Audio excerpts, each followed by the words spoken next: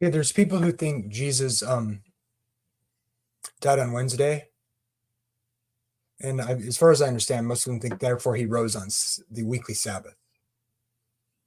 And so someone might say, well, that doesn't make sense because, and these people will say, yeah, you guys don't get it. There were Sabbaths during the appointed times. And so the preparation day is the day before Jesus died, isn't talking about the weekly Sabbath preparation day. It was the preparation day for the Sabbath of Passover. And therefore, the preparation day there is the day before the Passover.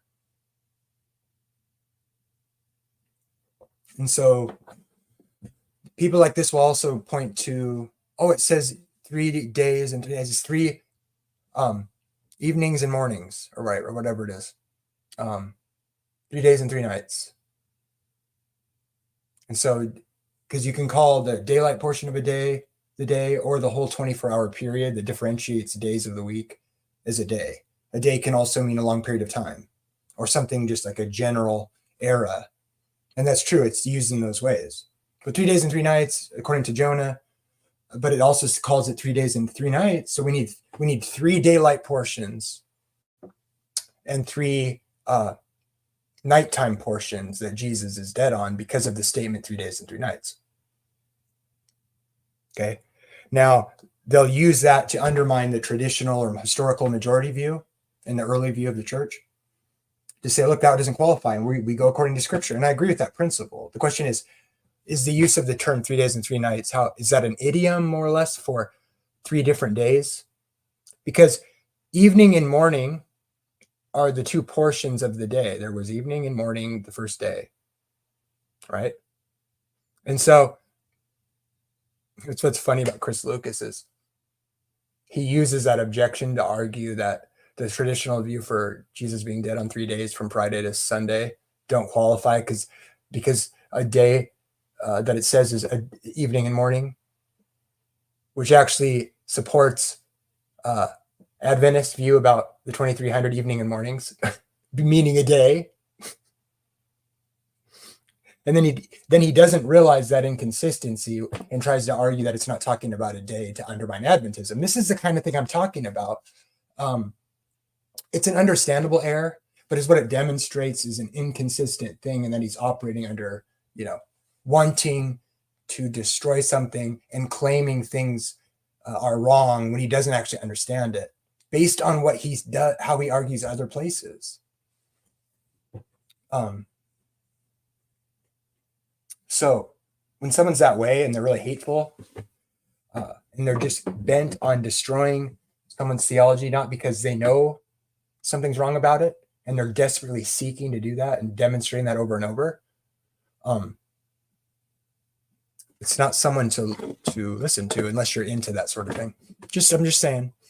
Okay, so let me show this in the. This is why I think the Wednesday Crucifixion works, especially if your objection to it needing to be 3 days and 3 nights, you're being hyper literal that way, which is, I'm not saying it's totally unreasonable.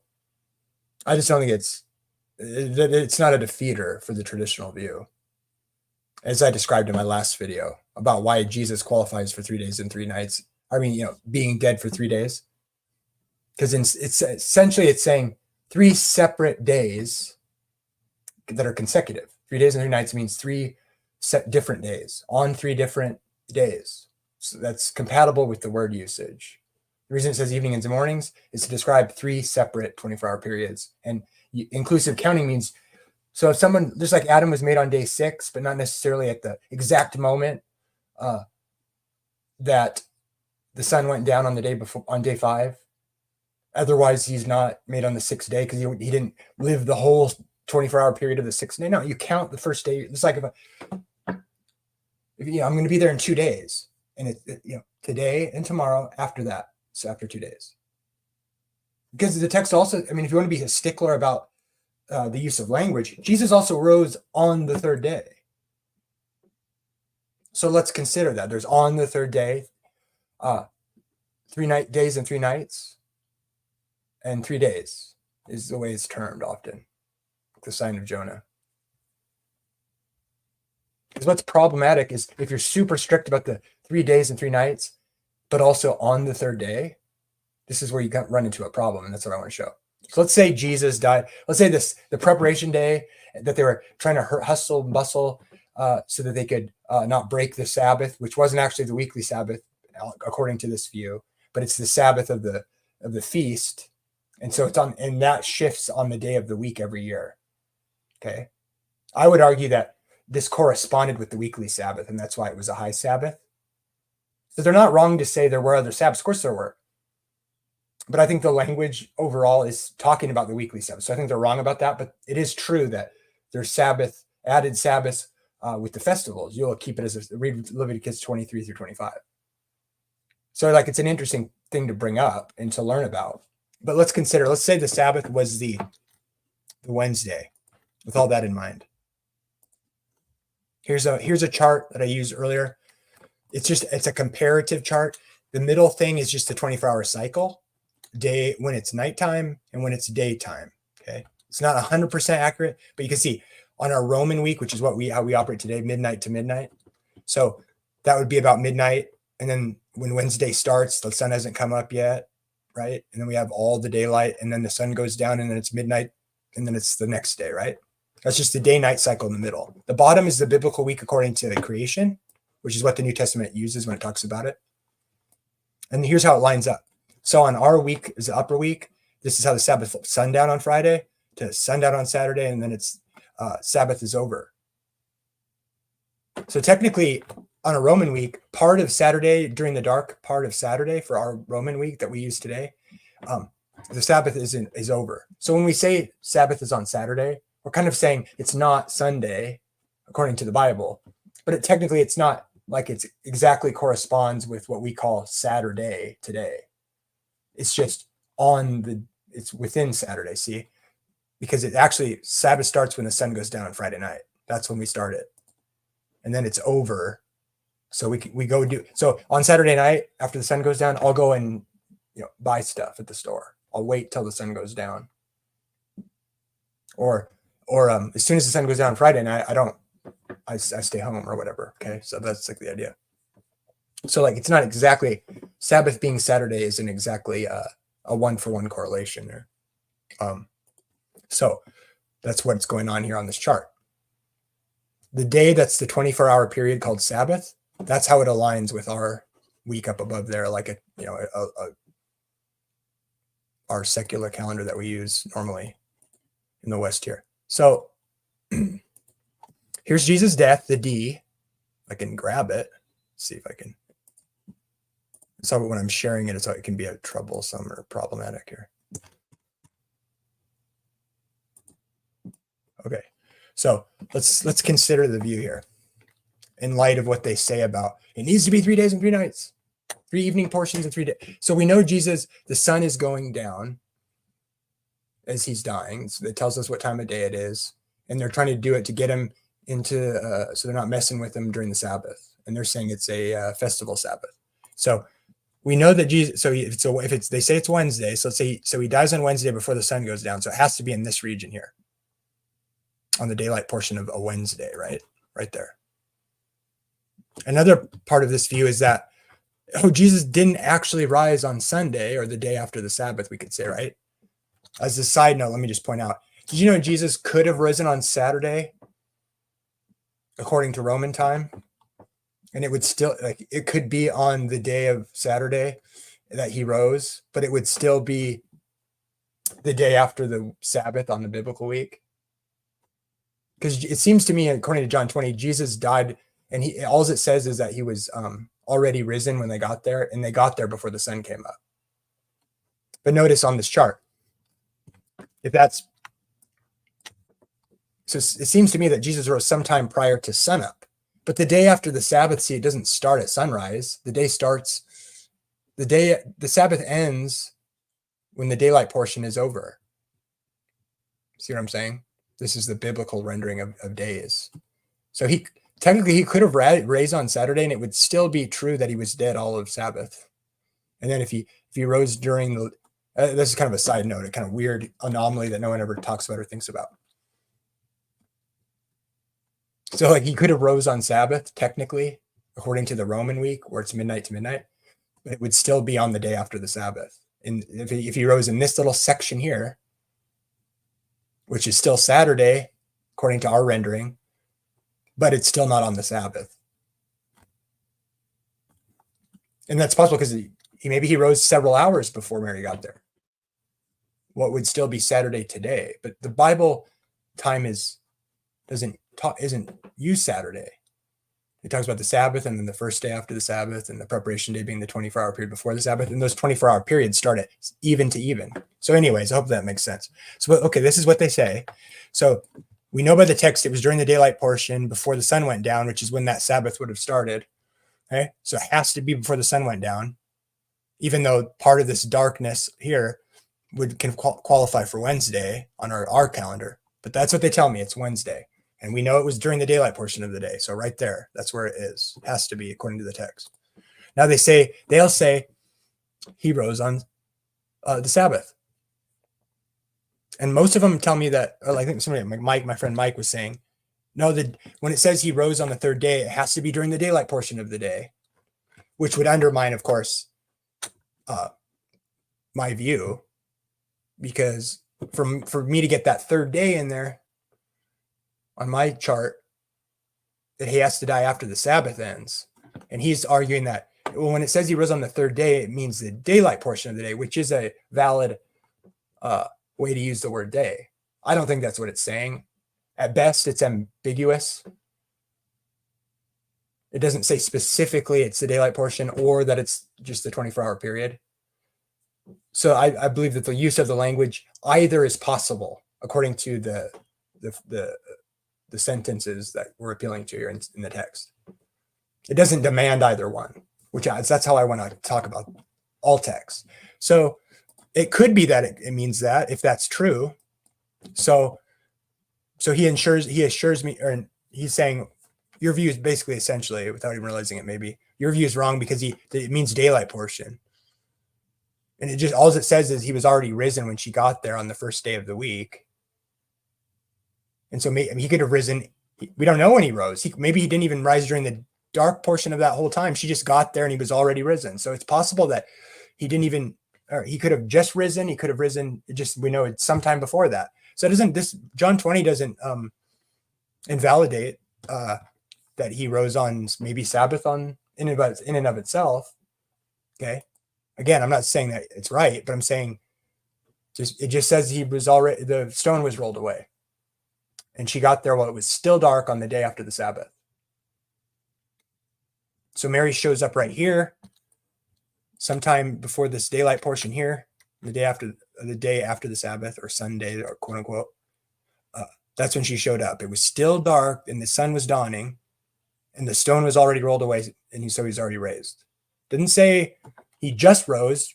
So maybe we don't know from that text. So it's ambiguous. Anyway, so he tells me, they argue that he rose on Sabbath, and they insist that, in fact, it was during the daylight portion of the day, right? So let's put this sometime in this section, right? On Sabbath, which I just think is outrageous. But now let's say, so it has been 3 days and 3 nights. Guess what? Jesus, if this is true, here's the problem. You say our view is wrong because it needs to be evenings and mornings, okay? Well, in your view, we have this Wednesday, there's one evening portion, or he's dead during Wednesday, right? On that portion of that daylight portion.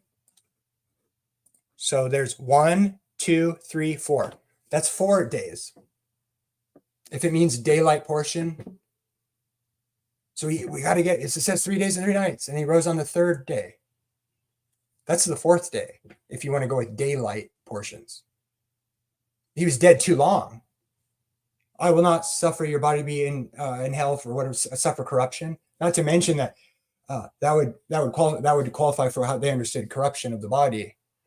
Jesus' body was only dead for 3 days, and is less than that. So or whatever. That's stuff I've heard. I'm not going to push that too hard, but I'm just saying, if you're going to say our thing doesn't qualify, even though I explained how it does, because inclusive counting means you count the day.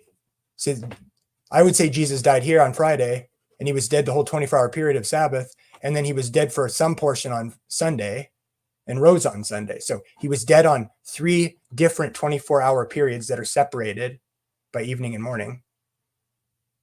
So he died on the day that was before the Sabbath, the preparation day, some portion of it. So you count that as the first day. Just like Adam didn't experience the whole first, Adam didn't necessarily experience 24 hours on the 6th day of creation, but we still count the day he was created as his first day is the 6th day. Same thing.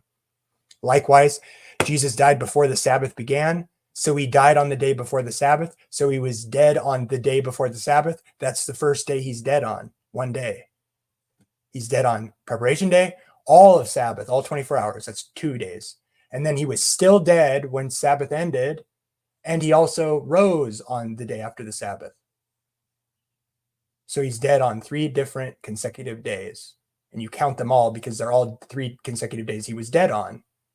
And that doesn't disqualify. And then so someone says, well, it says 3 days and night, so he has to be dead on 3 different days portions and 3 different night portions. Well, that's problematic because now you have him being dead on 4 portions, 4 different daylight portions. So it's not 3 days and 3 nights. And if you're the one being a stickler about it when you claim that, it's not an idiom. It has to be literal. He didn't raise on the 3rd day. He rose on the 4th day light portion then. So your own criteria debunks your own view that you're trying to push to try. So the criteria you give to say the traditional view is wrong,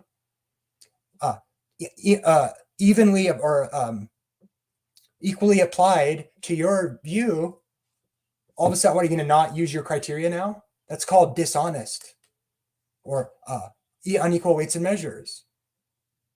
So my point would be that's not how language and inclusive counting works. That's not an excuse. That's just how it works. We're not just making that up to get out of it. The text also indicates other reasons why we know, that they knew. The idea that they didn't understand that he rose on the day after the Sabbath, no one disputed that in the early church. Everyone, that's their understanding. Like the Bible has the church being established by the apostles, and then we have the early church in the sense of not scripture. No, the reality, truth is that means that the churches that were established went astray instantly, and somehow no one's in history is saying, hey, Jesus didn't actually rise on the day after the Sabbath. He actually rose on Saturday, you guys, because he died here. And then that just got messed up and mixed up. But it got recorded in the text that they didn't actually even really totally have yet in the early church during this history happening.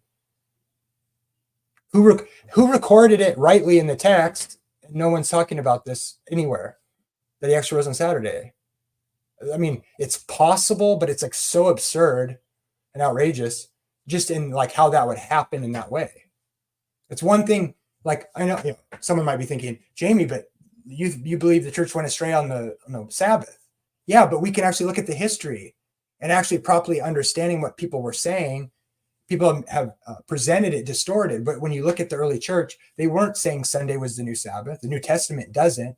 People today are arguing the text is suggesting that. But when looked at carefully, you see a slow, some of the churches were keeping Sunday also as just a day of meeting, but that's in the text as they were doing that every day. That's not the same thing as like, oh, Jesus actually rose not on the day after the Sabbath, but on the Sabbath. And nobody was speaking up in the church or history. There's no group of people that were saying that early on or saying, hey, why are you guys, because I would argue no one was celebrating necessarily Sunday as a new Sabbath early on, but they were saying that Jesus rose that day.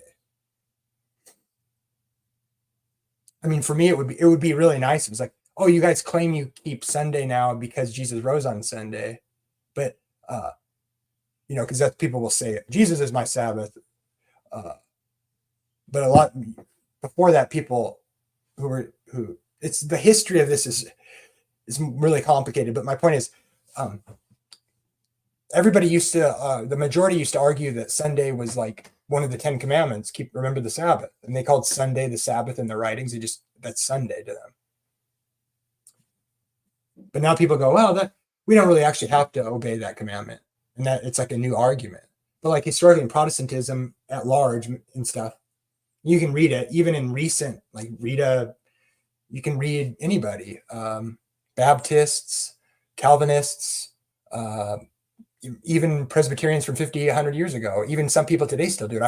I've heard Leighton Flowers do it. I've never, not very many times. And Gavin Ortland, just in passing,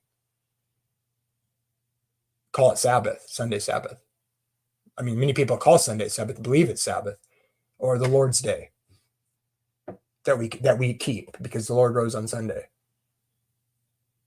So my only point is to say, these people, you read them, they just casually just refer to Sunday as Sabbath, the day you go to church.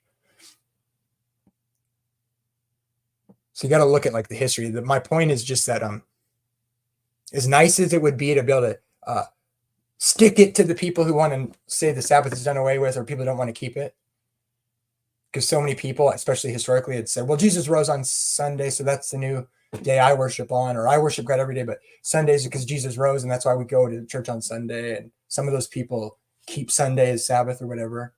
Not biblical. It'd be really nice to be able to say, well, guess what, dummy? Jesus didn't even rise on Sunday. Ha. Your whole excuse is void, because so you should be keeping Sabbath because Jesus rose on Sabbath or whatever. It's like a great argument. But the problem is, when you look at who started this, it was Armstrong, which was Sabbath keeper, extreme sort of Sabbath keeping denomination, kind of that is an Adventist. And those people argued this from like really bad, kind of like KJV only type arguments. Oh, hey, look how this is kind of ambiguous, and maybe it's to be interpreted this way. And then they want to make it about the ceremonial Sabbaths, and people who want to say you have to keep the ceremonial Sabbaths and the feasts, or it's a sin, I guess. I don't think it is a sin to not keep the feasts, because the fulfillment of the new covenant in Jesus, all those things were pointing to him. The temple Jesus does away with, and he's serving in heaven from the heavenly temple, which is indicated that was God's always plan in the fullness of his salvation. And after all, the temple was destroyed, and Jesus is the sacrifice from the Day of Atonement, and he dies on Passover to put away sin once for all by one sacrifice. So I think it doesn't make sense to talk about saying you're supposed to keep those feasts when their fullness is coming in Jesus. And the Hebrew calendar doesn't really make sense worldwide, because it has to be, the months would have to be actuated by the sighting of the moon. And there's like, nobody was saying we have to have the church in Israel so we can check the moon and keep the feasts according to checking the moon from Israel. It's fine when all of God's people live in one region, in where they live, and they were to sight the moon to where they were at geographically. But there's no rules, or sort of, that economy is not built for worldwide. But we know it is, and still exists for the entire world, is a 7-day week. Everybody has a weekly Sabbath. But even these people who want to push this view and try to undermine the classic. So Adventists have the traditional view, and I think it's right. I think the way people try to undermine the traditional view ends up undermining their own. It makes their view wrong too. If you insist on 3 days and 3 nights, then Jesus didn't rise on the third one. He rose on the fourth one. And so your very mode of arguing to undermine the traditional view undermines your view. So it's moot. The very objection you're using undermines your view. So that criteria cannot be a appropriate standard for evaluating what is appropriate fulfillment. And there's more arguments you can make about this. It was talking about the week, and some Hebrew roots people recognize this. He did die on Friday and rose on Sunday. Not precisely speaking. He technically was dead on the day before the Sabbath. He was dead all day on the Sabbath, and part of the third day, which is the day after the Sabbath, i.e., or the third day, consecutive day in which he was dead on, the day after the Sabbath, that qualifies as 3 days, because it's 3 different 24-hour period periods that he's dead on each one. Part of the first one, the entirety of the 24 hours of the second one, and some portion of the third one. That's being dead on 3 different days. And that's why that qualifies. And according to the text, when you look at the days it claims it's on, works. So there is no problem. 3 days and 3 nights is a way of talking about a day, which is from Genesis, evening and morning. And he is dead on 3 different days, and each day has an evening and a morning in it. That's what differentiates one day from the next. But it's also true that when you count a day, you count the one he's dead on, the first one. So it's just being pedantic and unnecessary to undermine a different view. Wouldn't it be nice if you're a Sabbath keeper and you could say, oh, you guys are dumb. He didn't even actually rise on Sunday. So the whole reason people talk about, gathering on that day is moot because he didn't even die that day. So it's like people gravitate to that. I think Armstrong used that to his advantage. But I think it's kind of like the wrong spirit because it's like feeding off people's ignorance. Oh, this text is kind of misunderstood the way this is worded. It actually could mean this. Oh, so therefore, because we're sola scriptura, that means he didn't actually rise on. No, that's wrong. And the way to even think that could happen is outrageous. It's kind of like if someone says, you remember that clip when NASA said that guy admitted, and they just show you one little clip of it without any context. NASA uses CGI in their imagery. If you don't understand how cameras actually work, you just kind of think of it as like it magically snaps what you see with your eyes. Do you know you can see something with your eyes and snap it and not set your camera settings, and it won't look anything like what you saw when you took the picture and what you saw with your eyes? There's like a data transfer. It has an aperture and a sensor. Well, the new cameras do, etc. So you got to like mix with the angles and how fast the shutter shuts, how much light it allows in, and what kind of, how that works. It's not just like, oh, magic snaps what I'm seeing with my eyes into this little box. And now, no. Light goes in and it's gathered as data in a digital camera. And then that to have to manipulate that and try to understand how to make it look real, there's adjustments that you make in the settings. They do that to try to, based on an interpretation of what is quote unquote realistic. But the data is the data of that image from light bouncing in, from it taking in that picture. And there's other ways to do that.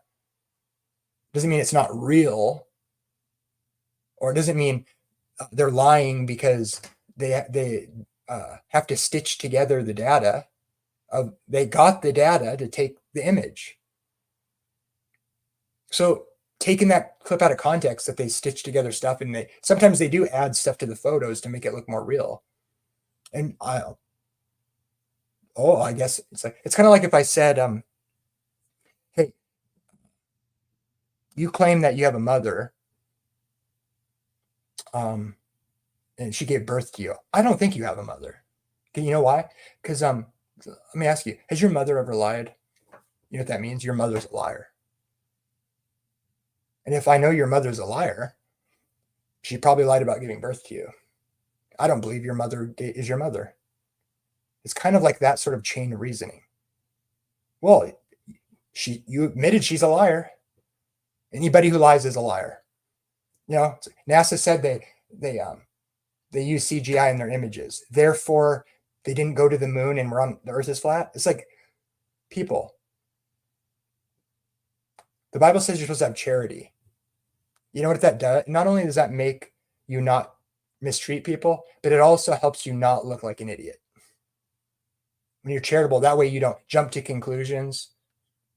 Some people are so not charitable that they look like an idiot, and they don't even care. That it doesn't even occur to them that they look like an idiot. They're just moving along so quick, wrecking heretics and stuff. They don't even stop and realize they're dumb. They slander so bad and have such a bad reasoning, and they're so self-absorbed, they don't even stop to smell the roses and realize how dumb they look for being so uncharitable. It's kind of like this conspiratorial mindset, and so you just like, that person's a liar and an idiot, and I'm going to move it on. Why do I not have a successful ministry? And what that does is it drags other people down and gets them stuck in the rut of bad thinking too. So not only do you look like an idiot, and you make other people who need help with their growth as growing towards the image of God, you're ingraining in them to not grow, and you're making them to be an idiot like you are, all while not having charity. So it's like, it's a win-win to operate with charity. You don't look dumb, and you don't abuse or misuse people, and you don't lead other people astray to be dumb like you're being dumb. So I want to suggest that charity is offered, and you hear people out when they have different views. Even if I'm wrong about everything I showed, the last thing I said, you end up looking bad, not having any growth in your spiritual walk, and you're actually slandering people or misrepresenting them because of your uncareful thinking. So I just want to encourage people to think about that. And so that way you can help me be better like that too, because I don't do it perfectly, obviously. Anyway, so that's my thoughts on that. Let's see.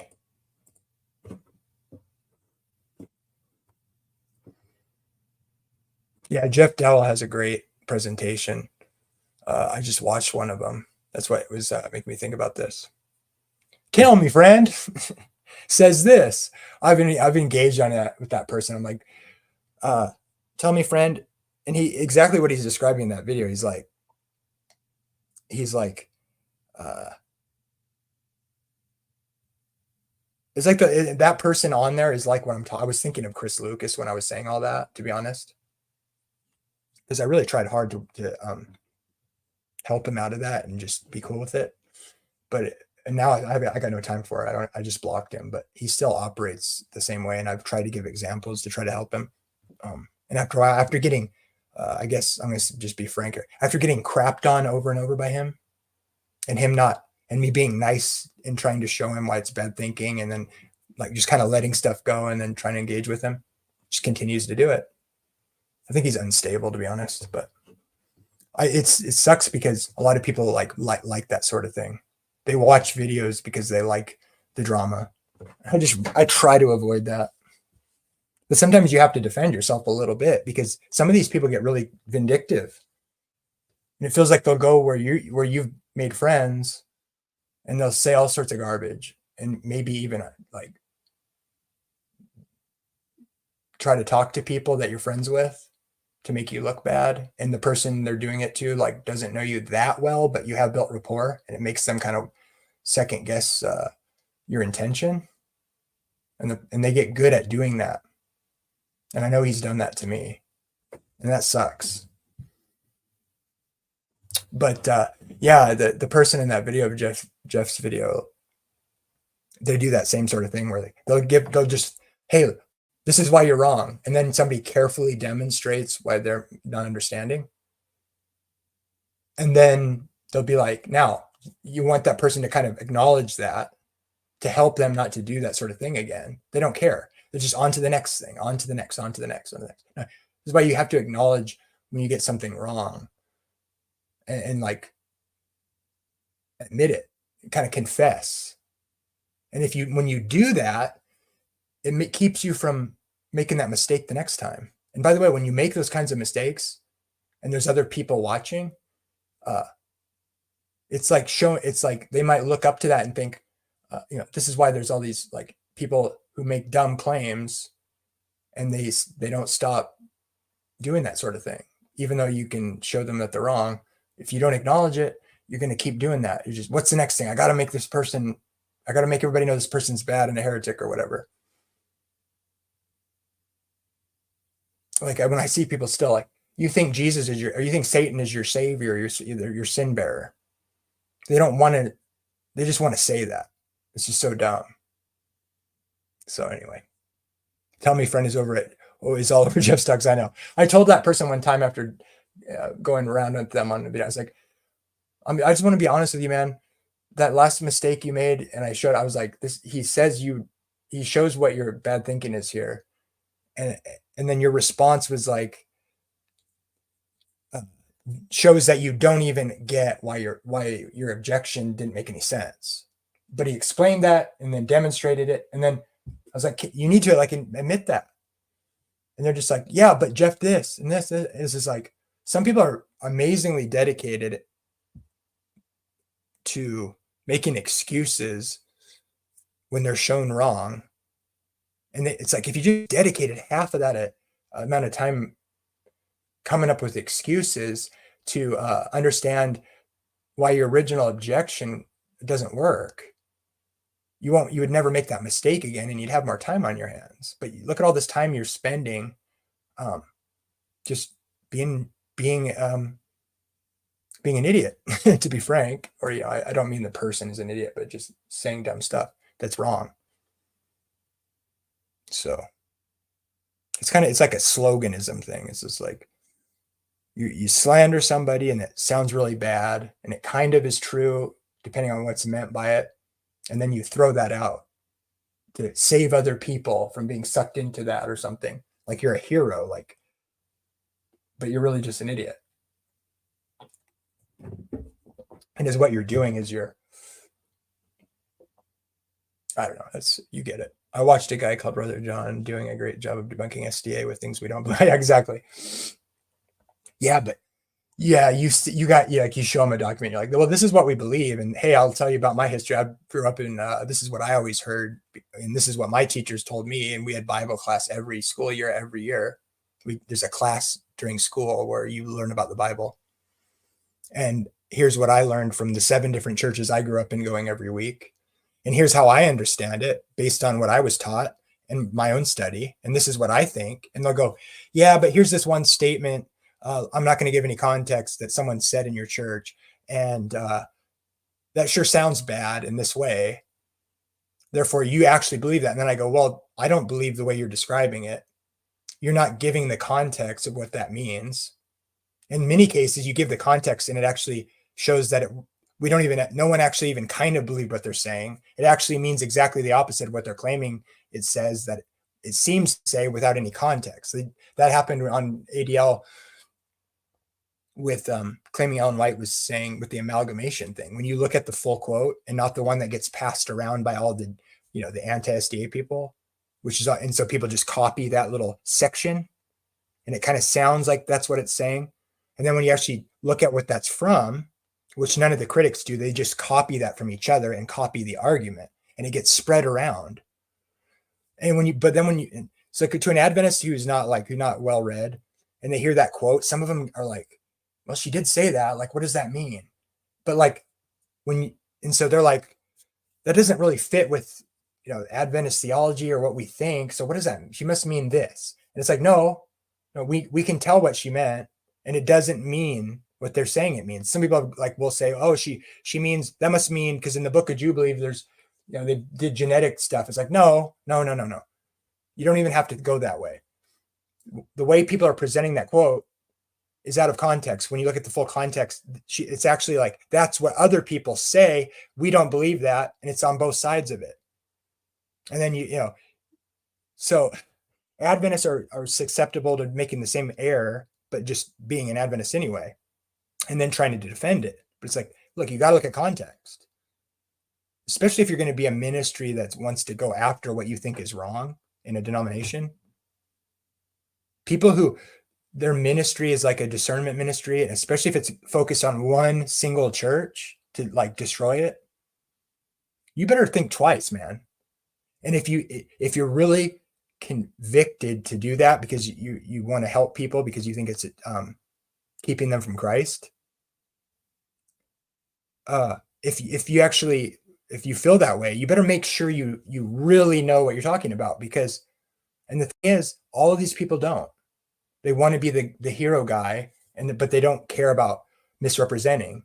They think they know enough by looking at other debunking websites, and they just steal from each other and plagiarize, which is really ironic, by the way. And is what really ticks me off. It's people I built rapport with. And they just even with Kelly Powers, he's like, well, I know you guys believe this, this, and this. And I'm like, no, actually, that's not true. And he's like, well, I've looked at it. Like, Yeah, you've looked at it like someone who read a bunch of debunking websites. And then maybe you did a little more effort than they did, and so you think you just know. You can't operate that way. And if you're going to have that kind of ministry, you better be a really mature Christian. But the thing is, a really mature Christian would do their due diligence to make sure they're not misrepresenting somebody. I think Walter Martin is somewhat of a good example. But he wasn't perfect about it. But at least he acknowledged that like Adventists are Christians. According to a definition that's universal as far as like what the main historic tenets, of what Christianity is. He doesn't make the mistake of saying we don't believe Jesus is divine or equal with the Father. We don't act. You could say we have certain views that go against the norm, but none of them are primary doctrines. We believe in the Trinity, believe in the divinity and the preexistence of Jesus. We believe in justification by faith like the Protestants do, kind of in a Wesleyan way that a lot of people have problems with. But that's the extreme people. Baptists who think you have to believe once saved, always saved to be a Christian that's saved. And that just stems from the problem. See, the thing, when you get into it and you believe that, then you have to make the false teachers into something that doesn't affirm the gospel, which is literally that Jesus saved you and you can't lose your salvation. And if that's true, then they have to make the false teachers anyone who doesn't affirm that. And then the problem there is nowhere in the text does it say anything like a false teacher is someone who doesn't affirm once saved, always saved. And then if you're able to get any more honest with the text, then you realize what false teachers look like. This is really the only explicit things that talk about what a wolf is they lead you away to other gods or into sin. And what makes it a different God? Well, in the Old Testament, it was doing practices that were not towards the true God. But people are so focused because it's true that you're saved by faith, you're justified by Christ, what Christ did. They'll pit righteous living in acts as in opposition to faith when they're not opposites. They're congruous. They're related. It's not like, because when they say that, they'll say, well, you were never saved by your works. It was always by faith. But that whole paradigm of thinking grace and obedience are polar opposites. They're only polar opposites for actually getting you right before God. But they're not polar opposites in the life of a Christian. You're not saved by sanctification per se, like from going from death to life. Coming into a justified relationship with God is through Christ. Has to be. But that's not in conflict with then conform to the image of the Son, which is actually presented as a necessary thing that will happen to those who do believe. The Reformers were right when they said faith without works is dead. But they said faith alone, but a true faith is never alone. Right? So that's like an ordered thing. It's like you're saved by grace through faith unto good works. That's what Ephesians 2 says. That's a simplified version, but anyway, I see. Right. Like Michael is an angel, therefore I say teach Jesus is creator. Right. That's so elementary of a thing to claim. I like what Leighton Flower says. He says, if you can make the exact same argument with the person who's making it against you, if you can do it in the exact same way to them, it's a fallacy. And so this is what I like to say. And I made videos about this in the past. They'll say, that's what they'll say. That's the fallacy. They'll say Adventists like Jehovah's Witnesses, and they have a close history together. Yeah, but they aren't Seventh-day Adventists because they went their separate way. they're right about the state of the dead, like Adventists are, but they're wrong on primary issues like the deity of Jesus and the Trinity, or that there's three equal people, God, the Father, Jesus, and the Holy Spirit.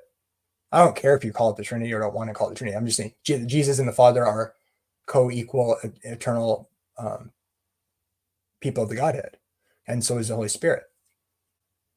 They don't believe that either. They don't believe Jesus is divine. That's a primary, historic primary belief, and it's easily defended from the text. We don't have to argue that from majority or like from apostolic authority. We can show it from the text. It's just it happens to be right. Adventists were skeptical of believing the Trinity in some level because of some of the founders of our church came out of different movements. But then the ones that didn't either died or they changed their mind. I think that's a good sign. And then even some Adventists want to say, look what some of the pioneers didn't believe in the Trinity, so we shouldn't either. They didn't use the term Trinity. It's like, I think that's the same sort of thing I was talking about earlier, where people are like, it's kind of this conspiratorial thing. It's like, we aren't Catholics. We do believe things the Catholics believe. That doesn't make it wrong because Catholics believe it. The things they believe that are wrong, we don't believe. But just because you can point that it's a Catholic idea, it doesn't mean it's wrong. What do we mean when we say the Trinity? We just mean that Jesus wasn't created. He's God. And the Father and him are not the same person. And then the Holy Spirit is talked about as another person, but also as God, plainly. So it's like there's three of them. There's one God. There's three persons, and they're all God. And so, but Catholics believe that. Well, so what? If you don't want to use the Trinity, don't use it. But as long as you affirm that idea, because there's theological implications. So if you say Jehovah's Witnesses believe that Jesus and Michael are the same person, so do the Adventists. Therefore, they believe Jesus is an eternal. That's just like really, I mean, it's so stupid. Oh, look, they believe something like so it's like, what's the problem with the fact that is the problem with the Jehovah's Witnesses that they think Jesus and Michael are the same person? Well, no, not in of itself, because Jesus and Michael are the same person. Okay. So what's the problem then? Well, because they believe Michael is created. And if Jesus and Michael are the same person, then Jesus is created.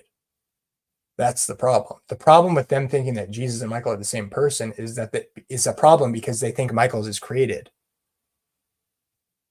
Or that he's called an angel, therefore angels are created, therefore obviously he's created because angels are created and Michael is an angel, he's an archangel. Okay. The problem is then that they think Jesus is a created being. Now, Adventists believe that Jesus and Michael are the same person. Therefore what? Why is it a problem? Because Michael's created, but we don't say Michael's created. We don't think that. And then when you look at the text and you realize the term angel doesn't necessarily mean created being, although all angels are created. Oh, sorry. Some created beings are angels. Not all angels are created. That doesn't follow. Most angels are created, but angel can mean a messenger. In most cases, angels are a created being of God. But angel also means a messenger. Jesus is the messenger from heaven. The archangel, the lead angel. You could say, well, it actually just means he's the leader of angels, like the commander of angels, the head guy of angels. But I would tend to think, actually, because there's other texts that call Jesus an angel, certain contexts, just to mean messenger. And there's other contexts where angel is in the context of meaning these beings that God created. So it's really just an issue of the semantic range of a word and the different definitions, which have to be informed by the context. And so while it's true that generally angels are beings God created, it's also true that angel means a messenger from God or a messenger from heaven, and it's less specific. And this is why context determines meaning, and it's not always as simple as looking at the definition, because there's multiple definitions, which reflects the point that there's range, and the context determines that meaning in its usage. So often lay people will take a dictionary and think, oh, look at these different definitions of the word. There's several. And then they think, oh, now I'm going to go to that verse that I wanted to have a different interpretation of, and just, I want it to mean this definition. And I'm justified to do that because this is one of the words this is what it could mean, as though scholarship was just simply just picking out of a hat which definition, because there's some magical place where words are defined and they just pick which one they like. It's like, no, it's not how translation and language works and meaning works, and semantic range is a thing. So it's like, but it says the word means that, and that word is here in this text, so therefore maybe it means that, and so I can say it means that, and I'm gonna believe that means that definition because it says that's what that word means, and I like that idea, so I'm gonna say it means it in this one, even though none of the translations do that. And it's not that the translators can ever not be, they're never wrong. They can be, but you have to understand how language works and then make a case to why you think that should be the case, because sometimes that is true. Sometimes the meanings are very similar and they get it wrong. Or some people think they got it wrong because it makes more sense for it to be this definition because they're similar. And the reason this definition works better is because there's a theology there from other texts and writers of scripture. So you can make a case, but you don't get to just throw and pretend like, oh, it's one of the definitions. I can do whatever I want because it's one of the definitions. So it's just as valid. And you can say that, you can do that, but you're just doing what I was describing earlier. You're not learning from people who know better. You're not being careful to consider what they're saying so that you can do better and understand how things work. Not that I do. I'm not a scholar, but these are just mistakes I've seen people make and I've made in the past. And it seems like a good idea not to be dumb about it, because when you don't know better and you think you know, and then you operate like you can go around beating everybody to death with it, you're just being an idiot. And you're confusing other people that don't know better either. That's why intelligent people are charitable, because they recognize their limitations as best they can, and then they don't have to look stupid and then mess people up along the way because of their pride. And yes, I'm thinking about Chris Lucas there. Doesn't matter how big of a mob you get to back you up either.